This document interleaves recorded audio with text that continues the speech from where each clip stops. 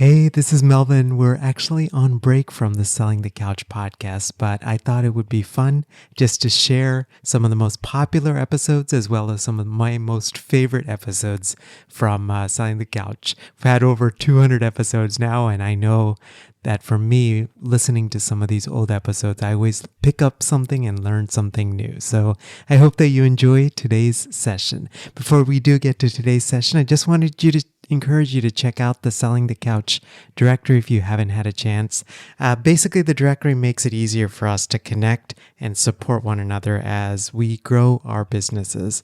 So after you register and you sign up, you can create a profile that lets us know more about your practice, the good work that you're doing in the world, the unique niches that you serve, niches beyond just a traditional DSM diagnosis, groups and workshops and retreats and areas of consultation, all of those different things.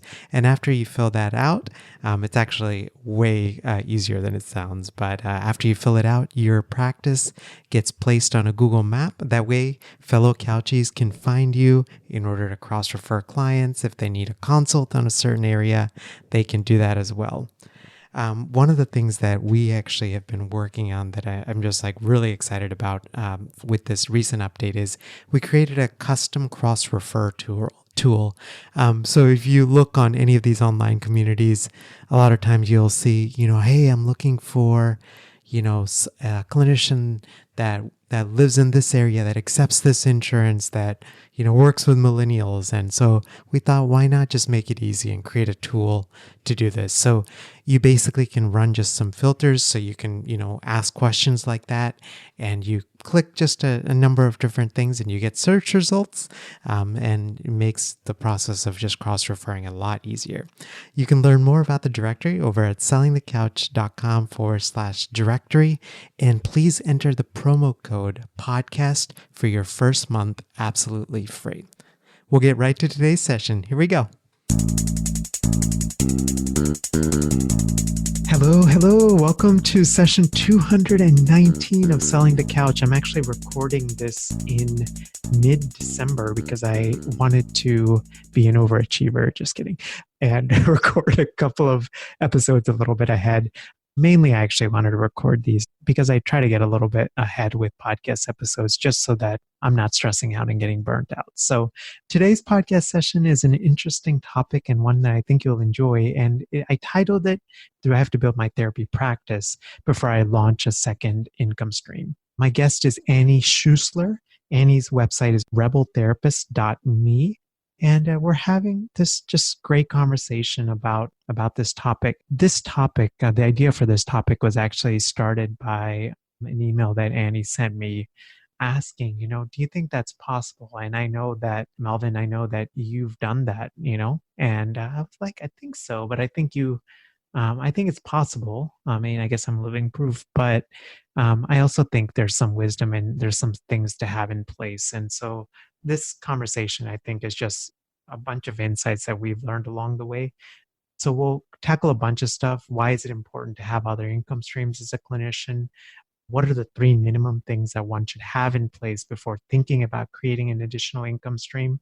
And then we dive really deep into that area. And I think this topic, this conversation will be super helpful for you, especially if you are in that season where you're like, man, I love one-to-one work, but I want to do other creative ventures as well. Before we do get to today's podcast session, I just wanted to take a moment to thank the team over at Therapy Notes for supporting today's podcast session.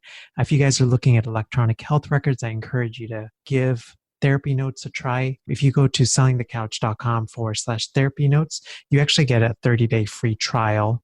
There's no credit card that's required. There's no obligation or anything like that. You can actually just try it out. Trustpilot is this website that reviews, different pieces of software. As I'm recording this right now, Therapy Notes has 563 reviews and a 4.9 out of 5, which is an amazing rating. So again, you can find more about Therapy Notes at sellingthecouch.com/therapy notes. So we'll get right to today's session. Here's my conversation with Annie Schuessler from rebeltherapist.me. Hey, Annie, welcome back to Selling the Couch. Thank you so much, Melvin. So happy to be here. I was telling you this before we got started, but I always enjoy connecting with you, and you have such a gentle spirit. And I just enjoy connecting with you. And I'm really looking forward to this conversation because it's a different way of looking at business, and it's a different way of thinking about our skills and how we can utilize those just beyond the therapy room. Absolutely. Yeah, I'm so excited to dive into this with you and always love talking to you. Yeah, no, absolutely. I wanted to start kind of at the beginning, which I think is I just never want to make any assumptions, but why is it important to have other income streams as a clinician, especially a clinician that's in private practice? Yeah, so this is something I've been thinking a lot about in the last year as I've noticed what are people's reasons? What are really the big whys of people doing this? And so for some people, it's not necessary. Like I'm noticing for some people, a private practice feels like such a good fit and they want to run a private practice for decades. And they're also figuring out ways to save for retirement and to really take care of themselves with their private practices. But for so many people, it actually is important to create something else. And so I'm noticing that for the people who this is really right for and they really make this work, they want to use different parts of themselves. They want to be creative in different ways, work in different ways with people that are not always possible in the therapy room. And a lot of times they have a bigger mission and they're finding that they need a bigger platform in order to work towards that mission. And a lot of people also want more freedom, more control over their time, and more control even over where they're working. And then I know for me, it's also about wanting to get to work with people from all over the world. So, as a remote therapist, you can work with people where you're anywhere, but you kind of have to work with people in the place where you're licensed. In certain kinds of businesses, like the one I'm running now, and a lot of other folks are running, you get to work with folks from anywhere, which is really exciting. And then there is income. I mean, the income reason, it's usually not the primary reason that drives people, but it is really important. And once you make this kind of business work, it's really potentially limitless. So you're no longer in this situation where you're trading dollars for hours and you just have a lot of options in terms of how you want to bring in money. You just said like so many good things. And I think one of the things that especially stood out to me is, I was thinking as you were talking like about my own journey. And I think one of the things that motivated me and that continues to motivate me with STC and just everything I launch is it's like you're right, like income is not the sole deciding factor. Actually, like for me, it's I want to have a schedule that's like conducive to family time and Yes. self-care and all of those different things. And then I also want the freedom, the time freedom to be able to like dedicate to other things that are important, whether it's service projects, that kind of stuff. And for me, like the income is, yeah, it's like a almost like a tertiary or whatever the Yes. fourth version. But yeah, no, it's a good way of looking at it. And I was talking to a friend like recently about this, and it's like, what an amazing time we live in history, where we can use our skills to create products and services that, I mean, literally we can serve all around the world. We can Yeah. scale. I mean, yeah, it's just an amazing time. Yeah, and really, I'm so glad you brought that up because in a way, this way of working is still in its infancy. Like there are so many possibilities that we can step into, and we're really just getting started. I titled this episode, Do I Have to Build My Therapy Practice Before I Launch a Second Income Stream? The idea for this episode actually started with this idea we were talking about just over email. And what do you think about that idea? I mean, I know I would just love to hear what you shared in that email about your assumptions before and what you've kind of realized. And Yeah. So I kind of used to say what I hear a lot of people saying, which was, yeah, you've got to first fill your therapy practice. or get it to, there's different ways of looking at it. You could say 75% full, or you've got to get it up to maybe an arbitrary number like 70K before you should launch something else. And I can see where that makes sense. But I had this experience where I've had a bunch of people ask me, can you help me build this second business? I don't have my therapy practice full yet, but I really want to do it. And kind of with my rebellious nature, I was like, all right, as long as you know what you're getting into here, yeah, let's try. And then what I kept noticing is that people would get started with this work of, starting what I'm calling a rebel business, but it's where you start a business outside of the therapy room. And then their therapy practices would often fill as they're doing this work. And I think it's partly because there's so much excitement and energy in creating this next business that people feel that and they're drawn to that. So colleagues are drawn to that, clients are drawn to that. So yeah, so that made me realize I cannot say that you have to build your therapy practice first, because I just see it so many times working differently, and there's just not one path to this. Yeah, no, I'm so glad you said that. And I guess I'm curious to hear your thoughts on this too. Like, I feel like part of it also maybe like the personality of the therapist. Like for Mm, me, I like run away from risk, and I like, I sit on things and I like analyze and reanalyze. And, even with before I launched STC, I made sure we had like 6 months of an emergency fund like in place. Like, yeah. what do you think about that? Like, do you think like there is the factor of personality of the therapist, and you kind of have to figure out like what makes the most sense? Or I would love to hear your thoughts on that.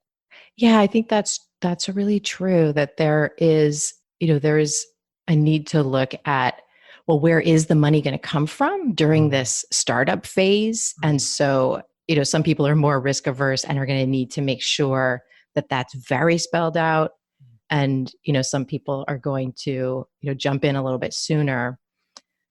But yeah, I mean, I'm noticing that part of it has to do with just, what do you want to end up with? Like, if you want mm, to end up with a full private practice and that you want that to be running for many, many years, and you want that to be kind of the center of your business, and that, then, that could make sense to focus on building that first. But for some people, what they want at least as badly is to have kind of this other business that perhaps for them is more creative and that they've got, more excitement about.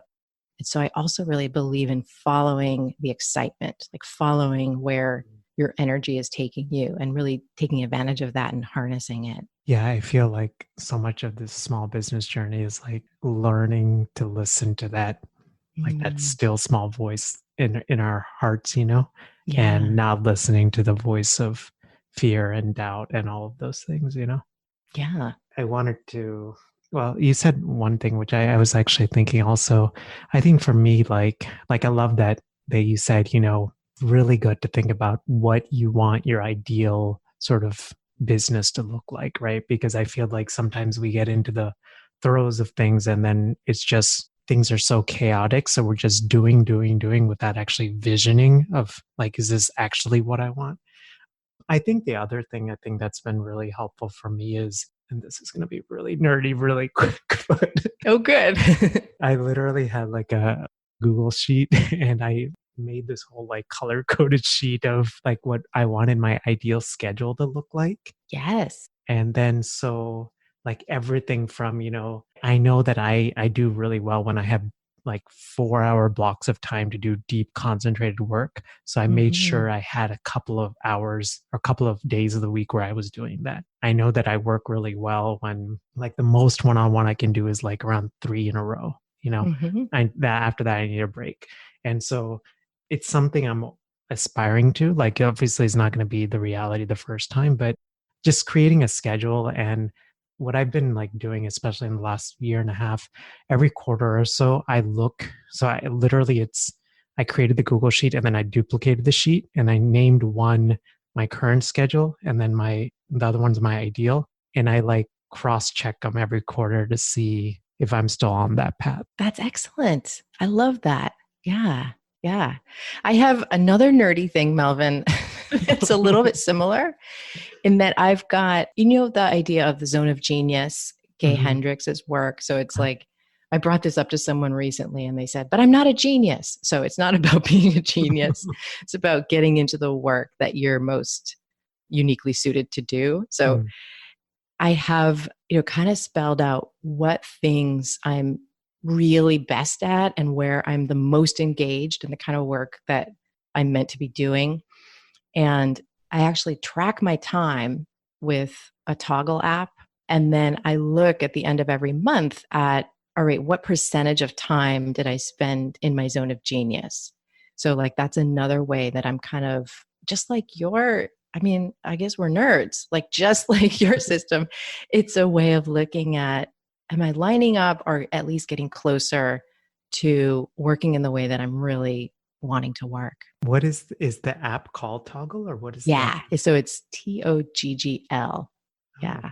yeah, very interesting. So I think for me, like that's probably the next thing I need to do, which is I have my vision of my ideal schedule, but I need to see what the reality is, Mm. right? And whether what I think is on paper is actually what I'm doing. So that's awesome.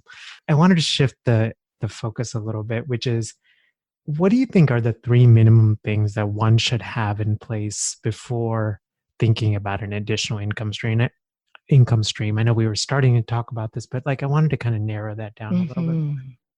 So, what I've observed, a lot of this in myself, but also a lot of people who I work with, you do need to have some income to get through that building phase. So, some people are really driven to build these next businesses and they're going to do it quickly and they may do it in a matter of, months or under a year, but it's really going to take the amount of time that it takes. And so, I would recommend that people do have some kind of income coming in regularly to help them get through that. So that could be savings, it could be private practice, it could be another job. Those are the things it usually is for folks I work with. Some people have a partner who can, work them through that time, which is fantastic too. Annie, I have a And really, really random yeah, question related yeah. to that. So you said some income coming in. So I guess how do you Mm-hmm. decide like how much you need like before you start that next thing? Like, Basically, I'm thinking of it as enough to pay the bills. okay. Like enough that you don't have to have huge startup costs to the new business. You might want to get some help so that you shorten your learning curve, but this doesn't have to be a really expensive business to run at all. So it's really the income that's coming in to pay your bills Mm, is covered. And then you may want to transition then over time to where you're decreasing your job or your private practice and you're letting this take over, or you may decide you want to keep a balance of the two. But yeah, you want to have something coming in to help you.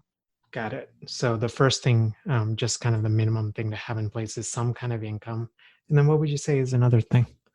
The next thing is really about mindset. And this might Mm, be at least as important. I would say it is that you want to have a mindset of experimentation and creativity mm, and grit around this process, this whole second business that you're creating, that you need to have a willingness to fail at things and to try many times in doing things like finding the right niche, creating an offer that's really going to resonate, and finding ways to build your platform, build your audience. mm, And if you step in without a mindset of experimentation and creativity, you're likely to get really discouraged and to maybe kind of like take your ball and go home.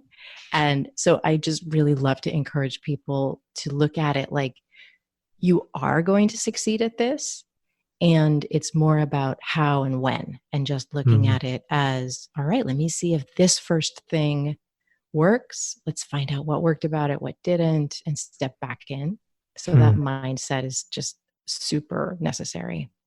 Yeah, I almost see it like you're like a scientist in the lab and you're just creating, or you're an artist in your studio and Yeah. you're creating.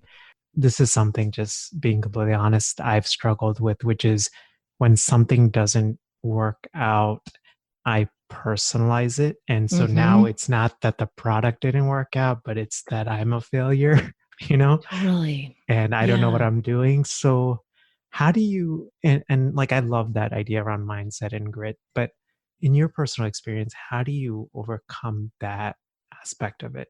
Well, for me personally, I need to have people around me who really believe in what I'm doing. Mm, So I know I need to rely on myself, but part of relying on myself is building that community. So I can take an hour or a day or whatever I need to think like, oh my God, this didn't work. I'm a failure. I'm going to do something else for a living. I might need to take that time, but then I need people who I can turn to and have them remind me of why this is so important so that I can kind of lean into that love and support and then come back at it. So it's not like you've got to be just like made of steel to do this. mm, You can go through those feelings of like vulnerability and failure and fear, but like having some way to keep coming back. mm. And for me, that is absolutely with support from other people. Yeah, and I found the very same thing too, which is I feel like when I feel like my business runs a lot better when I have ample social support and I'm invested in Yeah. my like social relationships. And I think it's you hit the nail on the head, which is I think it helps, at least for me, it helps in two levels. One is it gives me like a sounding board to like just share about what I'm going through. But then I think the other thing for me is it reminds me that the business is one part of my life, but it's not my entire life. Hmm. Right. And I Yeah. am not my business, if that makes sense. Absolutely. Oh, I love that. It's like for me, I've got to have some people who really are invested in my business and who believe in what I'm doing. And then I also have some people who really don't know much about my business and they just love me. And, it's nice to have both of those things. Yeah, absolutely. Do you have any like book suggestions or anything like that if folks are listening and they want to like work on that mindset stuff? Anything that you've just run across like, oh, this is really good? I know this is kind of a popular one right now, but I've really enjoyed Atomic Habits. James Clear? Yeah. So, I mean, there's so many, but that's the one that's coming to mind right now in terms of instead of just having goals that are linear, to put a lot of emphasis on the systems that are making those goals happen, those little practices that you put in place every single day. And then I guess another one, and this might fit for different personality types, is Big Magic by Liz Gilbert. So, especially for those who really look at this as a creative project, I think she's got some good ideas. Yeah, no, she does have some really good ideas. I haven't read this book yet. It's on my Audible like to read or to listen list.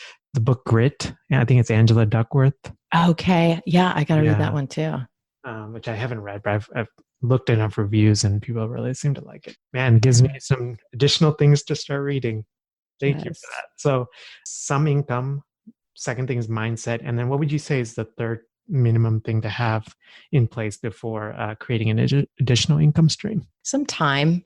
I would say having some time carved out every week. I see it working with at least 2 hours a week minimum, and hopefully more. Like, hopefully, you can find 5, 10 hours. And that doesn't mean that you look at your calendar and it's just blank for 5 to 10 hours a week. Hmm. Usually, that's just not going to be the case. So, it might not even be clear at the moment where this time is going to come from. You might have to get creative and carve out time that you didn't know existed, because it is amazing how we can find time. Something is really important to us. That's definitely happened for me with, projects that matter to me. Suddenly somehow I found this 3 hours a week when I thought I didn't have any time. Right. I'm laughing because like Yeah. when I first started STC, I was like so I'm still like love it, but I was like I remember being just super excited Yes. starting and enough to wake up at 4 a.m. every Yeah. day and work until like 6 a.m. just to like, figure out how do you record this and what do you do? And you're right. And Yeah. I feel like time and like I guess listening to your heart kind of go go together. I did have a random Yes. question on that. So you said minimum 2 hours of time. So is it better to do like 1 2 hour chunk or space it out like, 30 minutes here or 1 hour here, or does it really matter? Ooh, great question. I think in the very beginning, it doesn't matter, or maybe it's ideal to have it as a 2 hour block so that you can get into it. You're really at the very beginning, you're doing some exploring work, you're figuring out your niche, you're figuring out what your first offer is going to be. And so, it can help to have that time just blocked out where you can do some deep work. And then over time, you're going to need to check in with your business more often because you're going to be interacting with people and you don't want to wait a week between, those interactions. Right. So you'll get to the point where you want to be interacting in some way with that business, several times a week. But yeah, in the beginning, I think if you really had the choice, carve out 2 hours where that's just the time for this new project and you don't let anything else touch it. I think that could be ideal. Right. It's like you get an email and they're like, "Oh, my next 2 hour block of time is only like 6 days away. You'll have to wait." Right. This is such a for me, I don't know, time blocking and like batching stuff and just focusing on one thing in that time block. I don't, it seems like such common sense, but for me, generally how I'm wired is to try to do five different things at one time. And I think this focus on one thing for a concentrated amount of time, it's changed. I don't know, like I feel like changed how I approach business. It's changed, I think, just my own mental health. I've noticed like Absolutely. I'm much less anxious and worried about, because used to what happened is I would have this time blocked out, but then I would try to do five things at once. And then like very little got done on the one thing that I wanted to do. And then I would be like, oh my gosh, I had all this time. Where did it go? But I'm glad that you said that. So, and then, so how do you, and this might be like, I guess, a tangential question related to this. So it's a good idea to block out 2 hours of time. And I imagine someone listening to this is like, man, this sounds really good. But the thing that I'm struggling with is I know that I have this big goal and this big dream, and I have this 2 hour block of time, but I have no idea what I'm supposed to work on during that block of time. So what do you do in that scenario?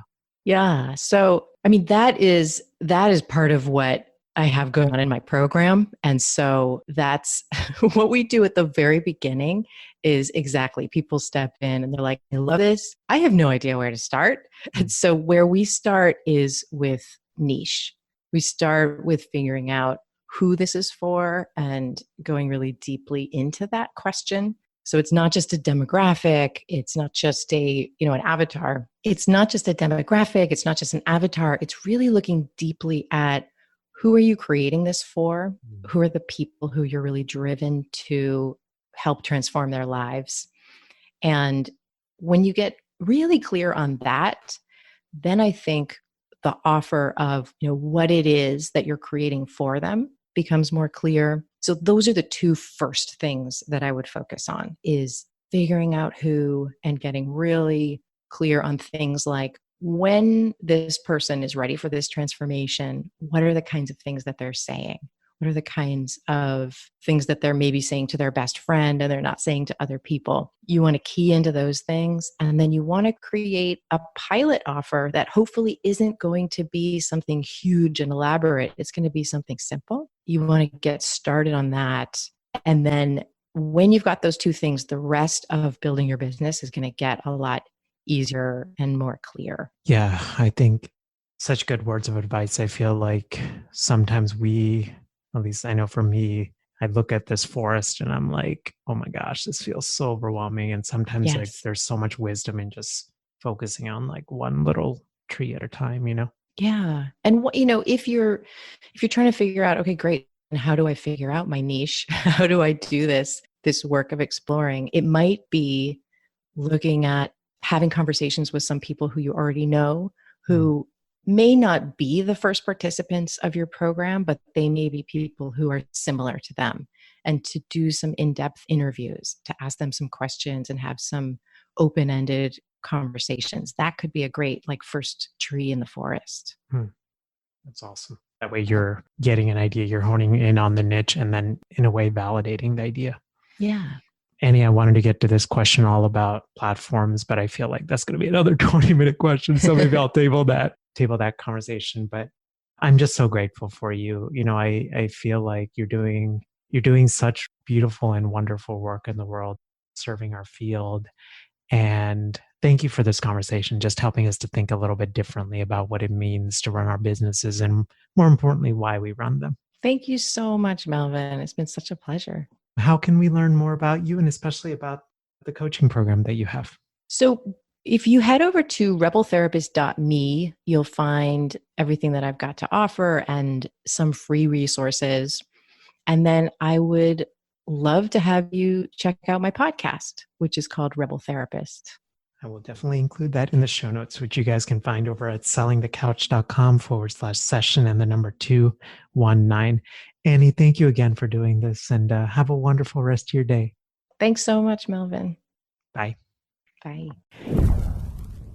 Hey guys, hope you enjoyed my conversation with Annie, especially if you are thinking about creating a second income stream and the thought of creating one has just been super intimidating and you have felt like, man, I really need to reach a certain level of income or reach a certain number of clients. I hope that today's podcast conversation has maybe just given you a little bit different of a perspective that those are definitely important indicators, but maybe there are also other indicators that you might want to consider as well.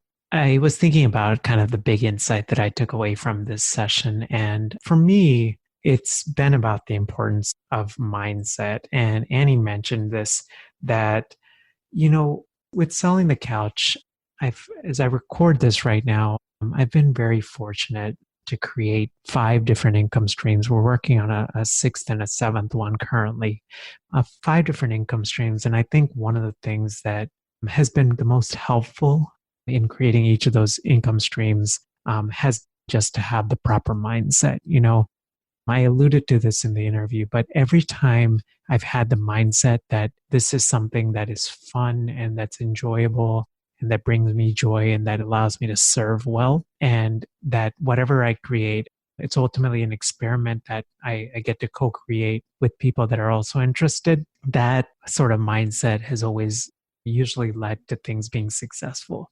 Whereas when I have the mindset that I have to create things in isolation, that, I don't know if this is going to work out. I'm scared. Like when I charge based on fear, for example, right? That comes across in everything, in how I present, in the videos that I create, in the sales pages, all of that kind of stuff. So it's just something that's just on my heart. And I hope that it encourages you and maybe helps you to think differently as well. Annie mentioned a number of resources on her page, which is over at rebeltherapist.me. And she has these private coaching groups. If that's something that you're interested in, you can definitely check that out on her website. And show notes to today's session can be found over at sellingthecouch.com/session and the number 219. As we wrap up again, I just wanted to take a moment to thank the team over at Therapy Notes for supporting today's podcast session. So Therapy Notes is, as I mentioned, it's an electronic health record. It helps you manage case notes and clients all completely online through a secure, encrypted medium. This is going to be really nerdy, but one of the cool things about Therapy Notes is that you can actually create custom branded appearance. So basically the client's portal and things like that you can include your own practice logo, the color scheme that you use on your website. You can even have a custom welcome message and instruction that fits our practice's brand and our practice's style. You can learn more about Therapy Notes and the good services that they provide over at sellingthecouch.com/therapy notes. Have a great rest of your day, and I'll see you next time. Bye. Thanks for listening to the Selling the Couch podcast. For more great content and to stay up to date, visit www.sellingthecouch.com. Hey there, hope you enjoyed today's podcast session, and especially if this is your second time listening to this podcast session, I hope that you've picked up just a new level of insight and something that helps you on your private practice journey. As I mentioned at the beginning, we'll be back with new episodes very soon. And before we wrap up again, just wanted to encourage you to check out the Selling the Couch directory over at sellingthecouch.com/directory. I actually wanted to use this time just to talk a little bit more about not just the directory, but what we're doing and what my big vision for STC is. As Selling the Couch grows, what really weighs on me is how do we use our influence and how do we use the resources? And for me, how do I steward well all of what I'm creating? And so we're actually taking 50% of the profits from directory sales to create a scholarship fund for kids who have been rescued from brothels in the commercial sex trade. When I was a grad student, I was very fortunate to work 3 weeks in Bombay, India with the NGO and with social workers in Kamartipura, which is the largest concentrated red light district in the world.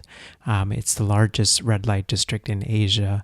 And I spent 3 weeks there, spent a day right in the heart of the red light district, going into brothels with the social workers, doing lots of education on everything from HIV/AIDS, all the way to trying to figure out what some of these workers, the challenges they were facing.